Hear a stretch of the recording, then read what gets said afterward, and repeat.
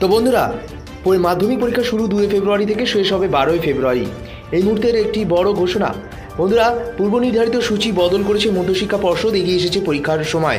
আর সেই সময় এবং আরও বিস্তারিত আপডেট নিয়ে আজকের এই ভিডিওতে সম্পূর্ণ আলোচনা করব। পরীক্ষা শুরু হবে বেলা কিন্তু 10টায়, চলবে বেলা 12টা পর্যন্ত। পরীক্ষার্থী পরীক্ষা কেন্দ্রে সকাল 8:30 থেকে প্রবেশ করতে পারবে। প্রশ্নপত্র বিতরণ করাও শুরু হয়ে যাবে। পরীক্ষার্থীর সংখ্যা 8,76,113 জন এবছর। পরীক্ষা কেন্দ্রের সংখ্যাও 2,675 জন। পরীক্ষার আগে পর্ষদের তরফ থেকে কন্ট্রোল রুম খোলা হয়েছে, যা wbsc.wb.gov.in জানানো হয়ে গিয়েছে। জেলা স্কুল পরিদর্শকদেরও 24 ঘন্টার কন্ট্রোল রুম চালুর নির্দেশ কিন্তু নবান্ন দিয়ে দিয়েছে এই মুহূর্তে।